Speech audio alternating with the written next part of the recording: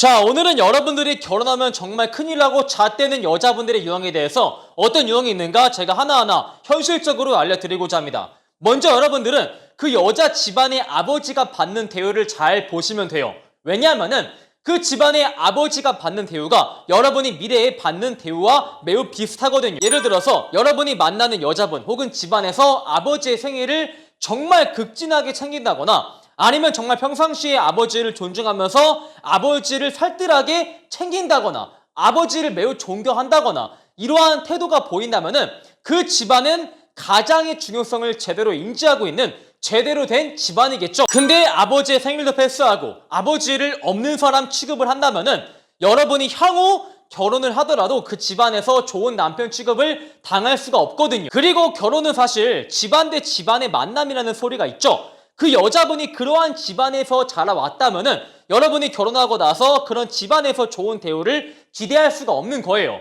그리고 여자분의 집안만 그렇고 여자분은 안 그럴 수 있지 않냐 라고 하시는 분들이 있는데 사람의 가치관, 사람의 성격은 보통 가정교육, 가정환경, 부모의 가치관에서 99% 정도 비롯된다고 하죠. 가장을 별로 중요시하지 않는 그런 집안에서 자란 여자분들은 99% 정도 자기도 동일한 생각을 가지고 있다. 이렇게 간주해도 무방하다 말씀드리고 싶어요. 자, 그리고 저는 워킹 홀리데이를 다녀온 여자분들을 정말 조심하라고 말씀을 드리고 싶어요.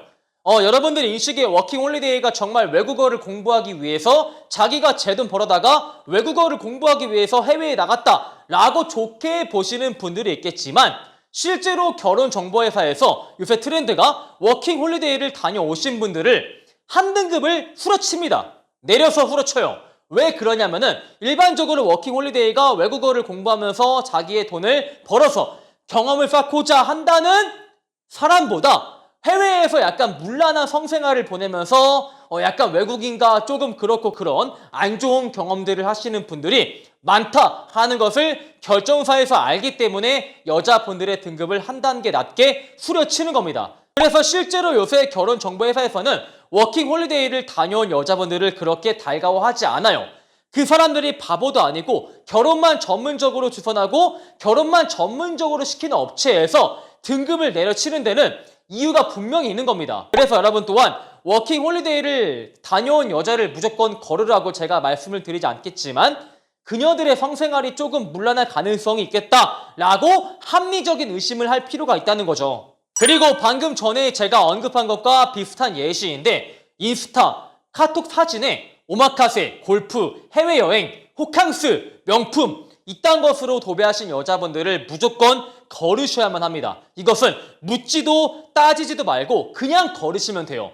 요새 결혼정보회사에서 자신의 여성 고객이 왔을 때 여성 고객한테 가장 먼저 시키는 것이 카톡이나 인스타에서 골프, 오마카세, 명품, 해외여행, 그 다음에 호캉스 이런 사진을 싹 다 내리라고 지시를 합니다. 왜 그러냐면은 자기들이 시장 조사를 하더라도 그런 사진들로 도배를 한 여자들 중에서 멀쩡한 여자가 존재하지 않는다라는 것을 자기가 미리 확인했기 때문에 여자 고객분들에게 그런 사진을 싹 다 내리라고 지시를 내리는 것이죠. 일단 결혼정보회사는 자신의 고객이 결혼하고 나서 얼마큼 행복한지는 딱히 중요하지 않아요. 일단 결혼에 꼴을 시켜서 자신들의 매칭률을 올려서 또 다른 매출을 만들어내는 것이 목표이지 고객이 결혼하고 나서 얼마큼 행복할지 그런 사후 관리에는 딱히 관심이 없거든요. 이렇게 저한테 물어보시는 분들이 있는데 강사님, 여자분의 능력이 좋아서 오마카세, 골프, 해외여행, 그 다음에 호캉스 갈 수 있는 거 아닙니까? 라고 하시는데 물론 정말 자기가 능력이 좋아서 친구들 혹은 가족분들을 모시고 갈 수가 있죠. 근데 왜 인스타, 카톡 사진에 친구들 사진, 가족 사진은 왜 한 장도 없는 걸까요?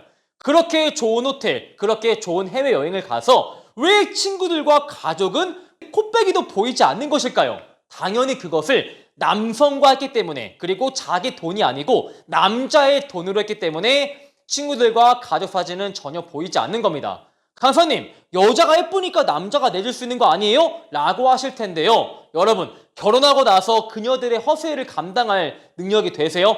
여러분들이 그러한 비용을 충당할 자신이 있으세요? 그리고 여러분들이 정말 조심해야 되는 게 술을 좋아하는 여자를 그냥 무조건 거르세요. 술 자리를 좋아하든 간에 그냥 술을 좋아하든 간에 무조건 거르셔야 됩니다. 술을 좋아할 수 있지만 상식적으로 이해가 안 되는 주에 4번 이상 처마신다, 주에 5회 이상을 처마신다 하시는 분들은 여러분들이 필히 조심하시고 필히 거르셔야만 합니다. 왜냐하면은 사람의 원초적인 욕구를 자극을 하는 중추신경계의 그 기관들이 상당히 밀접해 있거든요. 가령 사람의 성욕을 담당하는 기관과 사람의 식욕을 담당하는 기관이 매우 밀접해 있어가지고 식욕을 통제하지 못하는 분들은 실제로도 성욕을 통제하지 못할 가능성이 매우 높다고 합니다. 근데 알코올을 자제하는 능력 또한 매우 우수한데 실제로 술을 자제하지 못하는 분들은 다른 원초적인 욕구 또한 자제하지 못할 가능성이 굉장히 높아요. 옛날 어르신들이 말을 하길 술, 도박 좋아하는 여자와 남자를 거르라고 하죠. 왜 술과 도박이 항상 연관되어 있냐면은 인간의 가장 원초적인 욕구거든요. 술을 좋아하고 일확천금을 누리고자 하는 그 욕구가 매우 밀접해 있거든요. 이런 분들이 사실 성욕을 잘 주체한다라는 것은 어불성설입니다. 그냥 술을 좋아하는 게 아니고 술을 마시고 나서 남성과의 짜릿한 경험을 하는 것을 매우 좋아하는 것이겠죠. 그리고 전 남친 자랑을 한다거나 전 연애 자랑을 한다거나 나는 주변에 잘난 남자들이 많다, 잘난 오빠가 많다, 잘난 남사친이 많다 이런 식으로 남자 인맥을 자랑하시는 분들을 무조건 거르셔야 됩니다. 여자분들이 허세가 심한 남자를 무조건 거른다고 하죠. 우리 또한 허세가 심한 여자를 무조건 거르는 거죠. 그리고 여자분들은 절대 바보가 아니에요. 자기가 정말 주변에 잘난 남자가 많다 이렇게 자랑을 하면은 그 말을 들어주는 남자의 자존감이 떨어진다 하는 것을 여자분들이 100% 알고 있어요. 하지만 상대의 자존감을 깎아먹으면서까지 자신의 가치를 올리고자 하는 여자분들이 과연 정상적일까요? 상대의 자존감을 깎아내리면서 자신의 자존감과 허영심을 채우는 여자 중에서 정상인이 과연 몇이나 있을까요? 그리고 주변에 그렇게 잘난 남자가 많으면은 그 남자를 만나라고 하세요.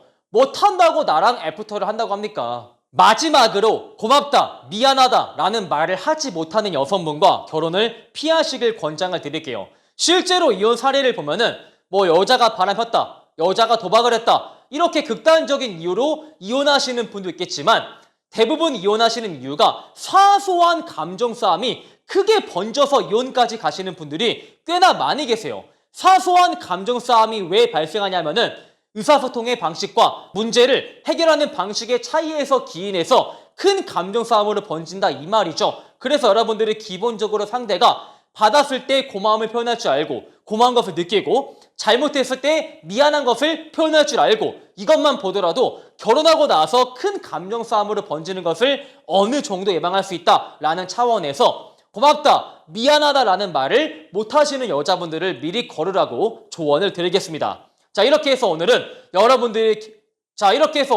여러분들이 결혼하시면은 정말 잣대는 여자분들의 유형, 어떤 유형이 있는가 제가 알려드렸고요. 추가적으로 매력 있는 남자 네이버 봄카페에 가입을 하시면 어프로치 애프터 폰게임 45만 원 가량의 인강을 제공을 해드리기에 꼭 한번 가입하시길 바랄게요. 여러분, 파이팅!